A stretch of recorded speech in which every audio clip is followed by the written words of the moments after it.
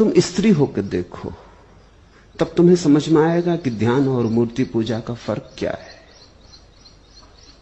मूर्ति पूजा, पूजा का भाव ही स्त्रीण ध्यान है। वो स्त्री का ढंग है ध्यान करने का। स्त्री ध्यान भी करे तो वो प्रार्थना से भिन्न नहीं हो सकता। प्रेम उसका स्वभाव है।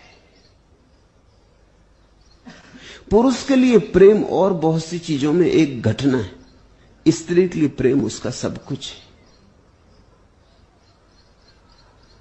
पुरुष 24 घंटे में कुछ क्षण प्रेमपूर्ण होता है, लेकिन प्रेम सब कुछ नहीं। और भी बहुत कुछ है पुरुष को करने को। स्त्री के लिए प्रेम सब कुछ है, उसका सर्वस्व है। ध्यान की बात तो स्त्री को जमेगी ही नहीं। वो ध्यान भी करेगी तो नाम ही ध्यान रहेगा, होगी प्रार्थना।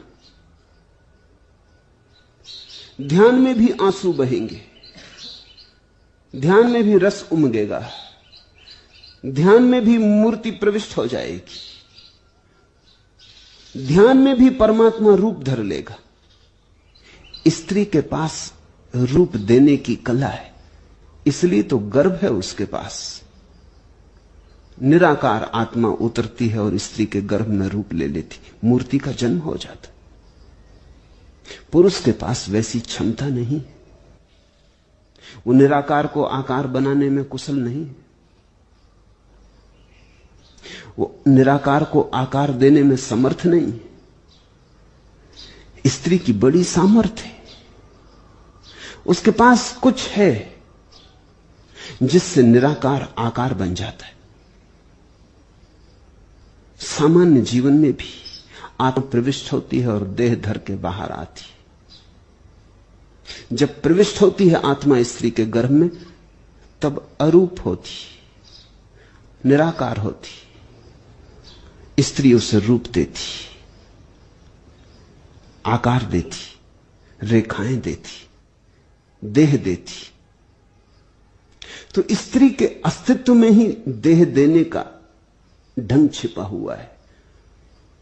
अगर वो ध्यान भी करेगी तो उसके गर्भ में भगवान रूप ले लेंगे। वो उसके देखने का ढंग है। पुरुष को समझ में नहीं आता कि क्या पत्थर की मूर्ति के सामने बैठ के पूजा कर रही। पत्थर की मूर्ति तुम्हें है। जिसकी आंखें प्रेम से गीली हैं, उसके लिए पत्थर की मूर्ति मुस्कुराती है, गाती है, गुनगुनाती है, बातचीत चलती है। ऐसा ही नहीं कि स्त्री ही बोलती है, परमात्मा भी उससे उसी ढंग से बोलता है। सच तो यह है कि अगर स्त्री ठीक प्रार्थना में हो तो कम ही बोलती, रूठ सूठ जाती, परमात्मा मनाता है। तुम उसे न समझ पाओगे। जरूरत भी तुम्हें समझने की नहीं है। तुम्हारा मार्ग ध्यान, पुरुष का मार्ग ध्यान है। तुम अगर प्रार्थना भी करोगे तो भी तुम्हारा आकर्षण ध्यान की तरफ लगा रहेगा। तुम प्रार्थना भी ध्यान के लिए ही करोगे। तुम चाहोगे कि किसी तरह विचार से छुटकारा हो जाए, किसी तरह ये सब तरंगें समाप्त हो, निस्तरंग हो जाऊं। स्त्री कहती कैसे ये सब तरंगें रसपूर्ण हो जाएं। निस्तरंग होने की कोई आकांक्षा नहीं। तुम्हारी आकांक्षाएं अलग है, होनी ही चाहिए। पुरुष और स्त्री बड़े विपरीत हैं, इसलिए तो उनमें आकर्षण, विपरीत आकर्षण होता है, खिंचाव होता है। इसलिए तो पुरुष स्त्री पे आसक्त है, स्त्री पुरुष पे आसक्त है।